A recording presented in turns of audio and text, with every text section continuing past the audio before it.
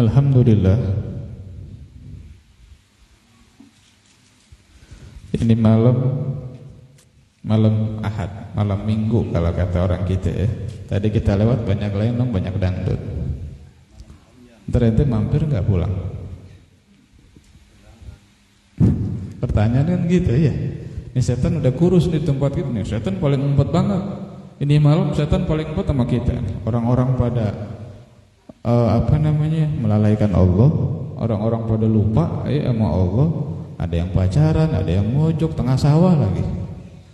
Itu ceweknya belum, cowoknya apa lagi? Ya, masya Allah. Tapi di malam kita masya Allah, Allah kasih karunia. Allah kasih kenikmatan yang sungguh sangat luar biasa. Yang mudah-mudahan berkah kita duduk yang sebentar ini kita diwafatkan husnul khatimah. Dan kita berharap kepada Allah berkah ini majelis ya. Jangan lupakan kita punya saudara. Mereka saudara-saudara kita.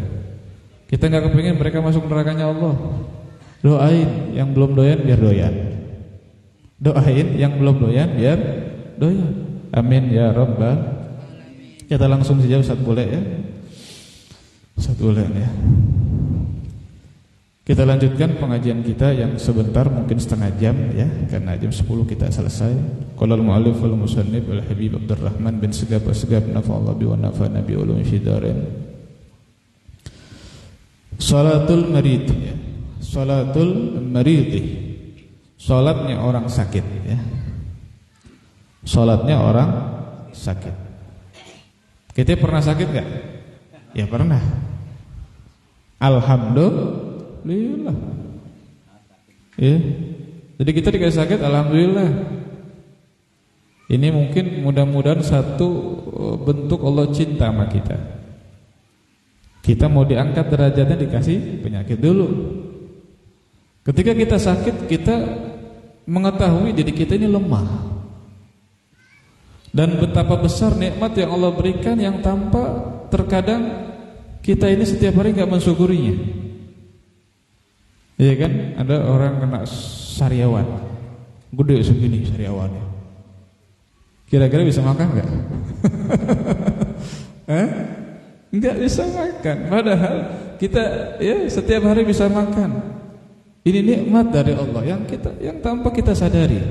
Ketika ada orang sariawan, berarti kan menunjukkan, oh ya Allah, nikmat Allah begitu besar. Buat apa orang banyak duit tapi kalau sariawan itu gede begini kan? Kan gak nikmat, kita mau makan apa aja gak enak gitu ya. Jadi kita bersyukur sama Allah Subhanahu wa ta'ala ya. Kita lanjutin saja ya. Jadi apa tadi sama dan sakit ya. Ada satu makhluk Allah ya, dari beberapa ada ya. Di antaranya adalah Fir'aun ya. Dia gak pernah sakit sampai Fir'aun aku Tuhan. Makanya kita dikasih sakit sekali lagi kita bersyukur kepada Allah Subhanahu. Dan kita berdoa kepada Allah agar dijadikan hamba-hamba Allah yang sabar. Yang sabar ya. Mudah-mudahan kalau kita sabar, kita dimasukkan surganya Allah Subhanahu wa ta'ala. Cuma memang kita dikasih musibah, kita sabar. Itu kayaknya lebih susah ketimbang kita dikasih nikmat kita syukur, itu lebih mudah. Tapi kita minta sama Allah, mudah-mudahan kita ini dijadikan hamba-hamba yang bersyukur dan juga bersabar. Karena manusia pasti punya cobaan. Manusia pasti punya cobaan. Ada musibah yang Allah berikan kepada kita. Ada orang anak udah bagus, anak udah baik, tapi masih ada juga orang yang benci sama anak ya. Atau masih ada. Kebaikan ente seberapa banyak sih dibanding Nabi Muhammad? Ya kan? Dibanding Imam Ghazali, Imam Bukhari, apalagi Nabi Muhammad. Mereka itu orang-orang baik. Mereka dibenci, bukan hanya dibenci, dikasih kotoran, dicekek, dilemparin dengan batu, dikatain orang gila.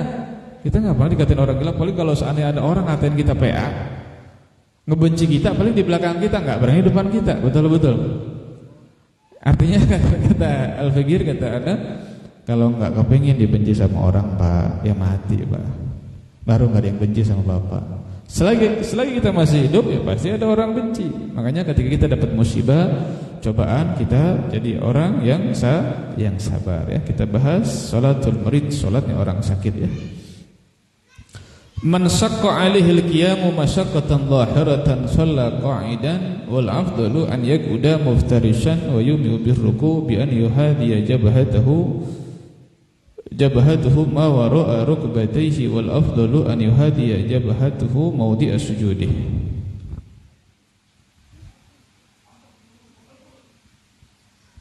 Man syaqqa, siapa orang berat yang enggak bisa apa? Qiyam, berdiri. Siapa orang yang merasa berat bagi dirinya berdiri dalam sholat, ya. Masyaqqatan dhahirah, kesulitan yang benar-benar nampak, ketidakpayahan yang memang nampak, yang memang dia nggak bisa gitu, nggak bisa berdiri. Yang mungkin ada orang jatuh kakinya patah, ya kan? Bisa nggak berdiri orang kakinya patah? Enggak bisa. Atau apa deh yang sejenisnya, pokoknya dia nggak bisa berdiri dah. Ya, ini sholat wajib ya, kita berbicara sholat fardhu. Shalla qa'idan, maka dia sholat duduk. Sholat duduk ya. Jadi orang yang nggak bisa sholat berdiri, dia sholat duduk. Nggak ada alasan tuh. Gua nggak bisa berdiri. Sholat fardhu kan wajibnya berdiri. Rukun, udahlah gua nggak sholat, PA itu mah. Enak ya, surga punya dia kali. Ya. Jadi sholatnya duduk, Pak. Sholatnya duduk. Wal afdalu an yaquda muftarisan. Afdolnya, paling utamanya duduknya duduk iftiras. Nah, duduk iftiras seperti orang apa bahasa kitanya, duduk tahiyat awal. Ya, atau duduk seperti duduk di antara dua sujud. Ya. Duduk iftiras ya. Itu afdolnya. Artinya gimana? Mau duduknya begini boleh enggak sila? Boleh. Duduknya belonjor? Boleh. Jongkok. Seilo kan jongkok. Atau ngapain pegel jongkok mah ya? Atau duduk udah begini sila ya. Tapi paling utamanya duduk iftiras ya, seperti orang duduk tahiyat awal ya. Enggak usah contohin, udah paham semuanya ya, gitu ya. Itu paling utamanya. Kemudian dia membungkukkan kepalanya ketika ruku. Terima kasih, jazakumullah khair. Memang kena teh kayaknya, kena abu, kena teh udah gacor ya suaranya nih. Makasih.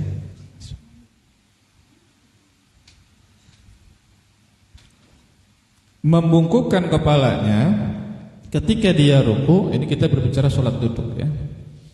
Dengan menghadapkan jabhah, apa bahasa kitanya? Jidat ya. Bahasa kitanya jidat, bener nggak Bang? Satuku. Kalau orang kota mah kening, katanya kening gitu ya. Jidat aja dah.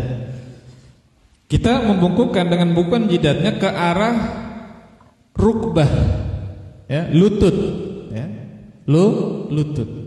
Paling utamanya dia mengarahkan jidatnya ke arah tempat sujud, ya. Ya, kan duduknya begini. Rukunya dia begini.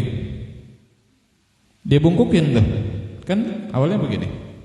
Dia bungkukin ke tempat rukbah, lutut ya. Utamanya begini.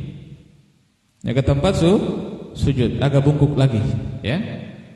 Itu ya, rukunya orang yang sholat tuh. Nah, sujudnya gimana, Beb? Sujudnya biasa, sujud biasa. Ngapain? Kan kita nggak bisa berdiri doang, ya.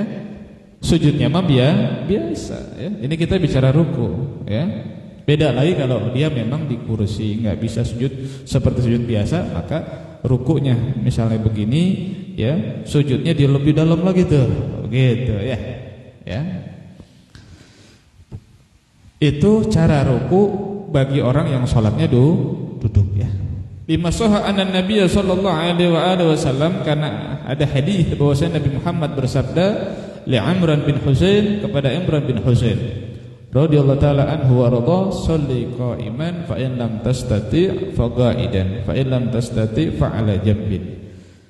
Ya Imran, kata Nabi, salatlah kamu berdiri.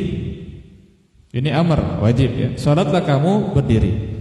Kalau kamu tidak mampu, ya, fa in lam tastati, kalau kamu tidak mampu, fa qa'idan, maka salatnya duduk. Fa in lam tastati, kalau kamu tidak mampu, fa ala jambin, maka salatnya berbaring. Apa bahasa kita apa Bang Uku? Kalau gini apa namanya? Rebahan apa? Miring. Nah, rebahan, kau merebahan. Miring, iya. Jangan kebun miring, ya. Ya.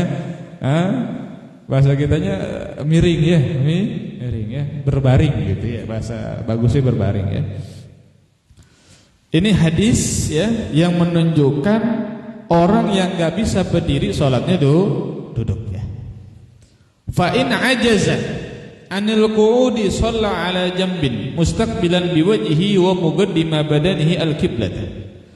Wal afdalu an yakuna ala jambhil ayman. Bagi orang yang ajaza, yang enggak mampu dia salat duduk juga enggak bisa, Pak. Lemes badannya. Lemes ya. Ya enggak bisa dipaksain, ya kan? Duduk enggak bisa, atau bisulnya banyak di sini ya. Enggak bisa dah. Pokoknya intinya enggak bisa. Gimana tuh? Maka orang yang enggak bisa duduk, maka salatnya miring. Ya, salatnya miring ya, berbaring ya. Menghadap wajahnya dan badannya ya, ini badan bagian depan ke arah kiblat. Ya, berarti boleh palanya di sono, boleh palanya di sono. Yang penting badannya nih yang depan sama kepalanya sama wajahnya menghadap kiblat ya. Dia miring ke sono ya boleh, atau miring ke sono boleh. Cuma afdolnya, paling utamanya dia miringnya ke kanan. Sama seperti kita sunahnya tidur kayak begitu ya. Nih ya. Misalnya no kiblat, ya. Ya, miringnya ke sono ya. Berbaringnya ke kanan gitu. Ini afdolnya. Walaupun seandainya ada orang berbaring ke kiri, yang penting wajahnya dan badan bagian depannya menghadap kiblat ya enggak apa-apa. Ntar orang main smackdown aja salah, PA salatnya. Jangan begitu, boleh. Cuma memang utamanya miringnya ke kanan gitu ya. Paham ya? Itu utama. Kalau kata utama kan berarti kan yang lebih afdol gitu ya. Kalau bisa ke kanan, kecuali emang di sini ada bisul juga, ya kok kiri aja jangan dipaksain gitu ya. Ya, miring ya. Beb. Nah, ini pertanyaan orang yang mungkin ya. Rukunya gimana dong? Sujudnya gimana? Kan kita nggak bisa duduk, ya udah kayak tadi itu bungkukin kepalanya. Kalau kita bisa bungkukin kepalanya ya. Allahu Akbar, gitu ya. Sami Allah liman hamidah, Allahu Akbar, ya. Pakai pala, ya. Pala main, ya. Kalau nggak bisa juga, ya udah palanya gini nih palanya dah, ya. Allahu Akbar, Sami Allah liman hamidah, Allahu Akbar. Habis ini patah misalnya gitu ya.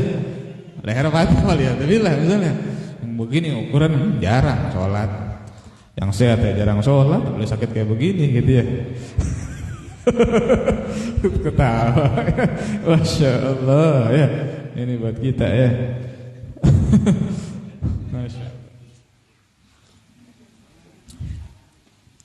Wa in ajaza anis shalah ala jambin, shalla mustalqiyan ala qafahu wa yaj'alu rijlaihi ila al-qiblah wa yad'u tahta ra'sihi syai'an liyartafi'a wa yashira wajhahu ila al-qiblah wa yumi'u bi ra'sihi fa in lam yastati ya. Oh, udah gitu dulu ya. Wa yumi'u bi ra'sihi. Sekarang kalau ada orang dia enggak bisa sholat miring, berbaring dia enggak bisa. Udah saking mungkin parahnya dah ya. Saking parahnya dia enggak bisa, mungkin di rumah sakit habis operasi enggak bisa miring. Salatnya gimana? Shalat mustalqiyan, salatnya terlentang ya. Kalau kita biasa nyebutnya terlentang gitu ya. Terlentang ya.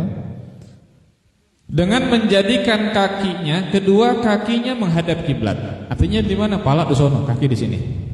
Kakinya menghadap kiblat ya, seperti orang meninggal gitu ya. Kan kalau meninggal gitu ya, sudah ambil ya, pala di sono, kaki di sono ya. Sunahnya kayak begitu ya. Kemudian dia meletakkan tahta ra'sihi, di bawah kepalanya syai'an sesuatu, biasanya bantal. Batu, bata, hebel, boleh. Enggak apa-apa, jangan hebel orang aja diambil. Ya. Hadroh, boleh. Ya. Jangan yang gede no. Oh, kegedean no ya. Udah paling enak bantal, guling gitu ya. Pokoknya di bawah kepalanya dia taruh sesuatu agar apa? Agar meninggi kepalanya, liar tafiah, agar tinggi kepalanya dan menjadi wajahnya itu menghadap kiblat. Ya, jadi kakinya dan wajahnya harus menghadap kiblat gitu ya. Jadi taruh di bawahnya bantal gitu ya. Ada ganjelannya ya. Wa yumiu bi ra'sihi, dan dia ya membungkukkan kepalanya ya. Ketika dia ruku, dia sujud, kepalanya main seperti itu ya. Kalau tidak mampu dia sholat terlentang, gak bisa sholat terlentang misalnya, fa bi tarfihi, maka dengan isyarat mata. Udah gak bisa dia terlentang udah pakai mata ya dah. Mungkin dia habis gak sadar atau apa gitu ya, tapi dia ingat tuh sholat ya, mata. Fa in lam yastati ajrul arkan ala qalbih. Kalau enggak mampu juga sholat dengan isyarat mata, maka dia lakukan rukun-rukun dalam sholatnya itu dalam hati. Ya. Jadi dia lakukan sholatnya dengan hati. Ya, misalnya kayak orang enggak sadar, tapi masih sadar gitu ya. Kayak koma gitu, pakai hati ya. Allahu Akbar, hatinya gitu ya. Yang mungkin jauh jasa dah kita mudah ya. Nah ini ada nih, wa madama akilan. Nih, kita garis bawah ini. Selagi orang itu berakal. Kita berakal bukan? Kita berakal bukan? Ada yang gila? Ada yang gila? Enggak ada akal ya. Ini yang di gelas, ini apa namanya? Teh, cakep, pintar ya. Ini apa namanya nih? Air putih, Kuapit ya, sebutin mereknya. Ya, Kuapit, Aqua ya. Iya kan? Berakal gitu. Betul enggak? Betul enggak? Ada yang gila enggak? Gila cewek ada. Kita berakal, wa madama akilan. Selagi orang itu berakal, la yasqutu anhu fardhus shalah. Maka tidak gugur darinya. Apa yang tidak gugur? Fardhus shalah, yakni kewajiban salat ya. Jadi selagi dia berakal maka tidak ada gugur bagi orang tersebut kewajiban salat. Artinya masih wajib dia salat. Selagi dia berakal wajib dia salat dalam keadaan apapun. Ya, wajib dia salat dalam keadaan apapun. Liqaulihi ta'ala, karena ada firman Allah Subhanahu wa taala, la yukallifullahu nafsan illa wus. Allah tidak memberikan satu keberatan satu musibah ya. Allah tidak memberikan cobaan kepada seseorang melainkan dia mampu untuk menanggung cobaan tersebut. Bahasa kita begitu dato ya. Ya. Jadi seberat-berat cobaan yang Allah berikan kepada kita itu kita mampu. Kita mampu. Nah, kata-kata mampu di sini artinya kita ya mampu, wajib sholat gitu loh, ya. Oleh qaulihi sallallahu alaihi wasallam, dan juga ada hadis Nabi Muhammad sallallahu alaihi wasallam, Nabi bersabda, "Idza amartukum bi amrin fa'tu minhu mastata'tum." Jika aku perintahkan kepada kalian satu perkara, maka datangilah perkara tersebut, artinya kerjakanlah perkara tersebut mastata'tum, semampu kalian, ya. Wajib sholatnya, tapi semampu kita. Gak bisa berdiri, duduk. Gak bisa duduk, miring. Gak bisa miring, telentang. Gak bisa telentang, mata. Gak bisa mata, hati. Gak bisa hati, mati. Iya kan? Atau ya kalau hatinya udah gak main, mati dia ya. Tapi sekarang aneh bin ajaib, ada orang belum mati tapi kayak orang mati. Siapa itu? Yang kagak sholat. Ada orang gak gila, dipanggil orang gila marah, tapi kayak orang gila. Siapa itu? Orang yang tidak sholat. Makanya kita renungin ya. Sekarang terus terang, bukan hanya di kampus, tapi di kampus insyaallah nih ya orangnya rajin-rajin sholat. Amin. Di tempat Habib Duda Sukawali banyak yang ninggalin sholat. Banyak banget. Kondangan sampai malam dari pagi dibelain. Padahal mah keluar duit, dapat pahala kagak? Ayo, emang kondangan dapat pahala? Dapat pahala enggak? Yang ada dapat dosa. Kenapa dapat dosa? Dikatakan dapat dosa karena kumpul cewek cowok. Betul nggak? Betul. Kumpul harusnya misah, laki-laki, perempuan. Jangan dicampur. Kita lagi duduk makan kacang, samping pakaiannya begini. Disebutin satuku ya.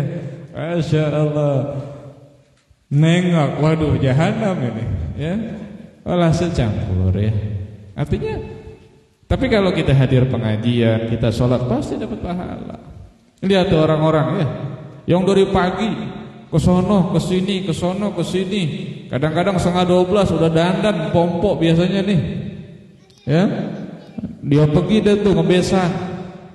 Pulang kecapean tidur, johor kagak, asar kagak. Emaknya siapa tuh? Enggak tahu udah. Iya kan? Banyak. Benar enggak? Dan memang kita salah sebenarnya, kita mohon maaf gitu ya. Makanya alhamdulillah Al-Fakir enggak ikut-ikutan tradisi kayak gini. Sering kadang kita bincang-bincang sama teman-teman kita. Ini siapa sih yang mulai kondangan itu ngutangin? Siapa sih yang mulai? Dalam konsep Islam enggak ada. Bahkan dulu kita tuh engkong-engkong kita dulu tanya engkongnya dah dulu ya. Yang punya engkong gitu ya. Engkong-engkong kita dulu kalau ngomong begini nih. Kalau udah ngasih sesuatu jangan diambil lagi, ntar borok sikut. Makin kita ngasih. Bang, ini gue kondangan sama lu. Nah kenapa dicatat? Nah kenapa ntar kalau dia pesta, lu awas loh. Nggak kondangan sama gue lu. Lu kutangan gede sama gue lu. Seengkrek jasa nih orang. Ini terjadi Pak. Yang namanya walimah pesta itu ya, mohon maaf nih Ustaz boleh gitu ngomong pesta nih. Enggak, ini buat semuanya ya. Yang namanya pesta itu sebenarnya mengajak orang untuk datang ke rumahnya tanpa ada unsur maksiat di situ, artinya laki-laki perempuan untuk makan bareng, untuk mendoakan kedua mempelai. Bukan untuk ngutangin orang. Maka nanti kalau anak pesta enggak usah bawa amplop, jangan bawa amplop. Jangan. Isinya juga jangan. Enggak, kita ngundang makan. Tapi kalau kita mau ngasih emang niatnya hadiah, Anda terima. Tapi kalau ngutangin mendingan bawa paling goceng, ceban 20.000, sejuta kita tolak, apalagi yang 20.000. Gitu ya. Kenapa? Karena kita enggak mau, gitu ya. Tahab.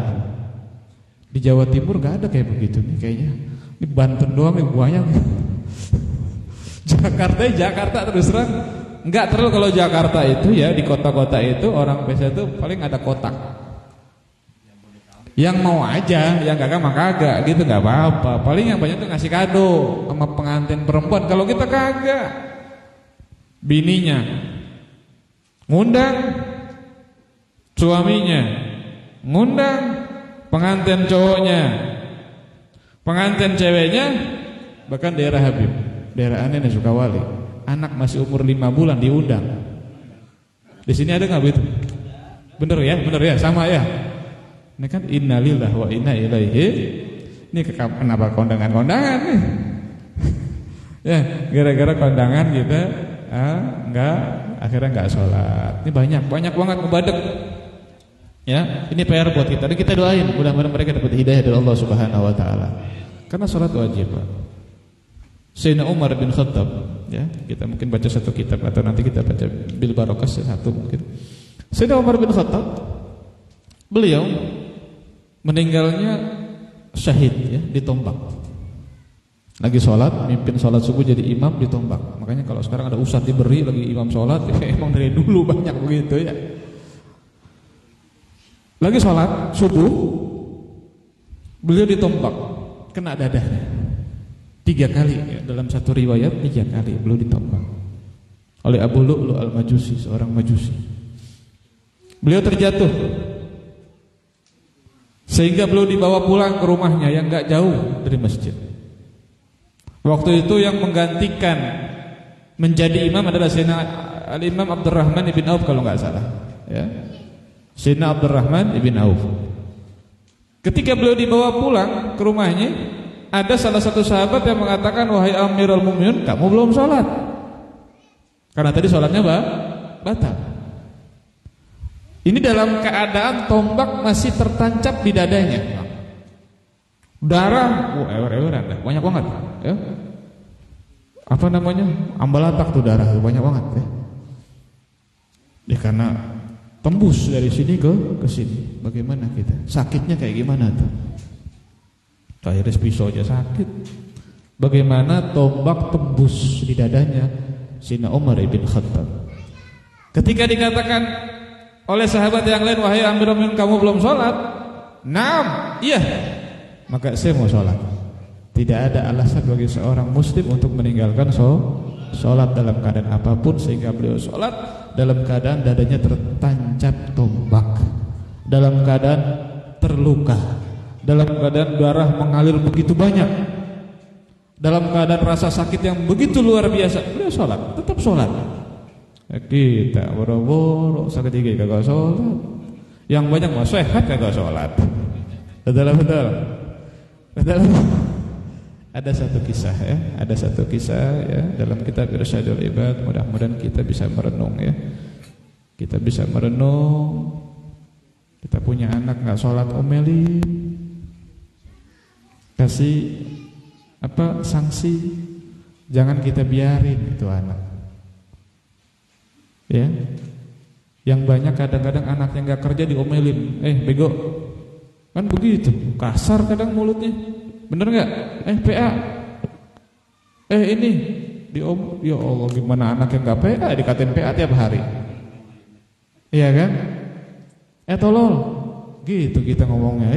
Jangan, doain yang bagus, anak soleh. PA, lu nggak kerja, lu makan apa lu? Bener nggak?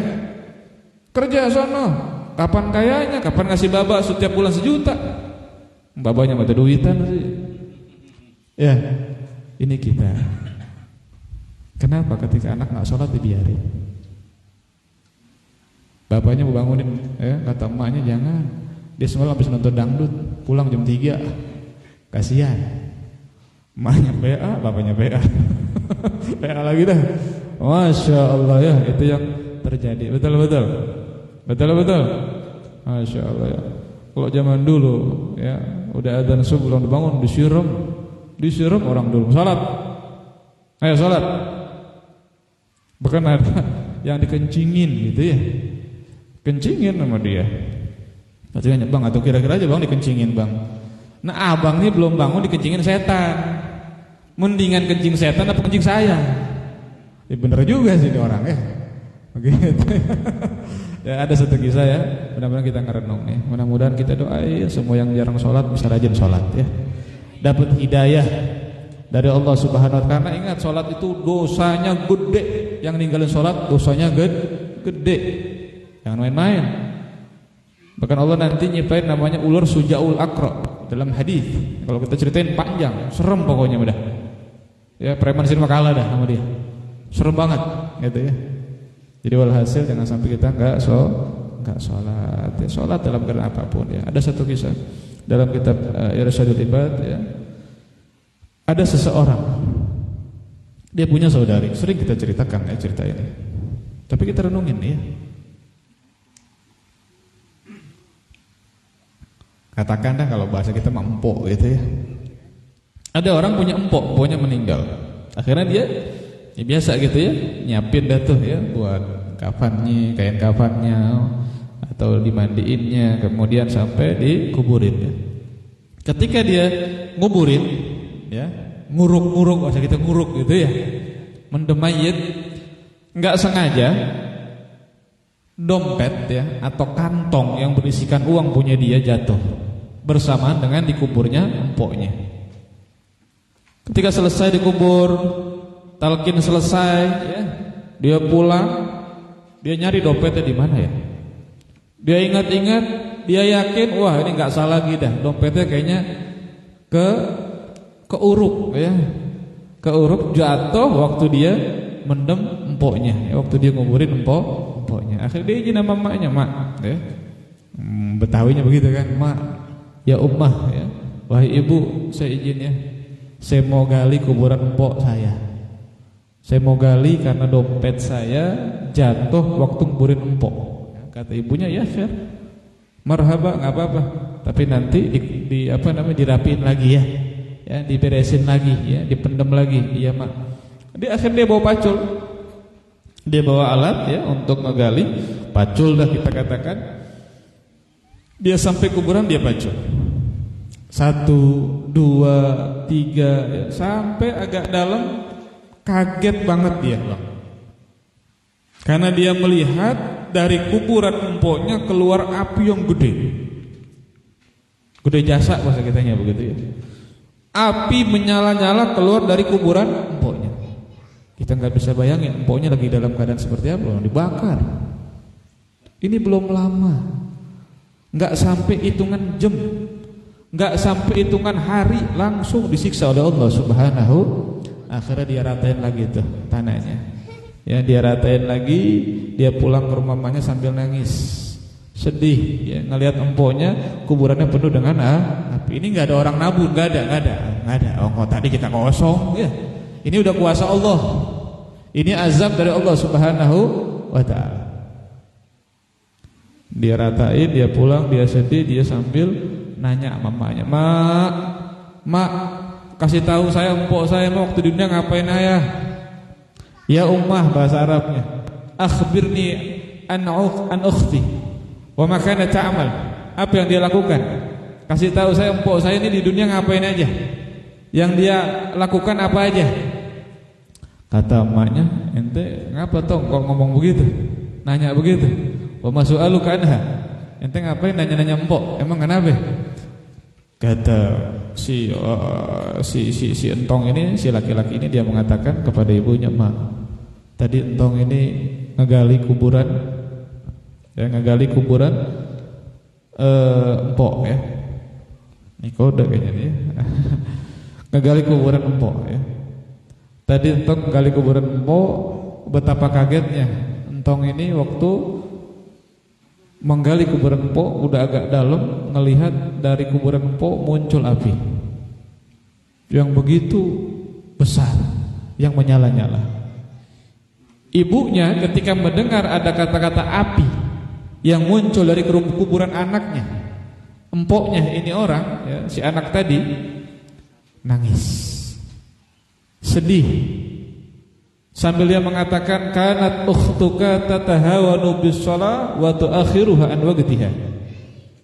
Empoknya ente itu waktu di dunia suka mengakhirkan sholat dari waktunya, suka melalaikan sholat. Nah, kita renungin nih ya. Ini orang sholat tapi dia akhirkan sholatnya. Sholat duhur di waktu asar, sholat asar waktu maghrib, kayak begitu dah. Dijadikan kuburannya hufra min hufrani orang. Dilalap, dijadikan kuburannya lubang daripada lubang neraka, sama seperti neraka. Bagaimana nanti di akhirat? Coba ini bayangin ya. Kita renungin nih, bapak kita sholat kagak nih? Ya, emak kita sholat gak? Ponakan kita pada sholat kagak? Kita bayangin, kita renungin ya. Itu orang ya yang mengakhirkan sholatnya aja dibakar di kuburannya, apalagi yang kagak sholat. Ya Allah, gara-gara dunia ya Allah, yang kita nggak tahu hidup sampai berapa umur kita, ya enggak? Ana sama Ustaz Asman, tuan beliau, ya matinya duluan beliau, tuan dia. Tapi bisa juga Anda duluan. Ana sih berharap dia duluan. Gak canda ya. Kita nggak ada yang tahu. Kita mau berharap kayak, mau ngedoain kayak, kalau belum ajal mah belum, Bang. Bener nggak? Siapa yang tahu? Kita nggak tahu ajal kita kapan. Oh, ngapain kita ngumpulin dunia, kita nggak tahu sampai kapan kita nih. Ada orang ke laut, ada orang ke pasar sebelum subuh. Atau subuh dulu napa, Bang? Subuh dulu baru ke laut. Ya, kalau bisa tahajud begitu ya. Kan hitungannya menit, hitungannya cuma jam doang. Jam 4 udah ke pasar. Subuhnya kan Ya nggak sampai jam 5 kurang udah subuh. Tunggu dulu napa? Beb, kalau saya kepagian, ntar pelanggan saya ke orang lain. Ini setan yang nakut-nakutin kita miskin. Setan nakut-nakutin kita miskin. Emang kalau kita udah kaya jadi orang mulia begitu? Kagak. Buat apa kita ninggalin sholat gara-gara harta? Sedangkan Allah nggak melihat harta kita, bang. Yang Allah lihat adalah hati kita, ketakwaan kita kepada Allah Subhanahu wa ta'ala. Udah habis ya, udah terketerusan lagi. Berarti kita baca satu kitab saja ya. Jadi intinya Habib mohon sama Bapak ya, kita punya anak, punya saudara, kita punya keluarga, ajak sholat ya. Ajak sholat. Lebih baik kita usir dia dari rumah kita daripada dia kagak sholat. Ya, kadang-kadang orang sekarang ya, anaknya nggak sholat dibiarin. Anaknya makan kotoran ayam, dia marah-marah, gitu ya. Anaknya dipukulin guru, dia marah. Dia nggak sholat, dia kagak marah. Bingung kita ya. Nanti kalau dia nggak sholat, bukan lagi kayak dipukulin guru, bukan. Wah, dibodem dia sama malaikat di kuburan ya. Walhasil kita sadar diri ya, sadar diri. Kita juga nanti akan menyampaikan ke semua majelis, karena memang berapa banyak di akhir zaman ini ya saudara-saudara kita yang jarang yang nggak sholat ya. Yang mudah-mudahan kita doain, mudah-mudahan sebelum dia wafat dia dapat hidayah, dia rajin sholat, amin ya robbal. Ini saja, bukan Habib nggak mau nambah ya, kasihan banyak saudara-saudara kita yang sudah umur ya, udah agak tua. Ini sudah jam 10 lewat, yang sedikit yang insyaallah barokah. Sebelum tutup dengan salam, ada yang mau tanya? Ada yang mau nanya? Tutup dah ya. Udah malu. Udah pengen makan ya. Ini saja. Udah, kalau kata orang tua harus nurut ya. Kata orang tua harus tutup aja dah ya. Yang penting insyaallah mudah-mudahan kita pulang bawa berkah ya. Ini yang paling penting, kita pulang bawa berkah, hidup kita berkah ya, keluarga kita berkah, kita wafat husnul khatimah. Amin ya rabbal alamin. Rabbana atina fid dunya hasanah wa fil akhirati hasanah wa qina adzabannar. Wa sallallahu ala sayyidina Muhammadin wa ala alihi wasallam. Alhamdulillahirabbil alamin. Ketemu lagi besok ya, yang ada waktu di Masjid Jami Abu Dzar Al-Ghifari ya. Ini malam memang banyak ya bentrokan, ada acara ya, ada yang meninggal, ada yang pesta ya.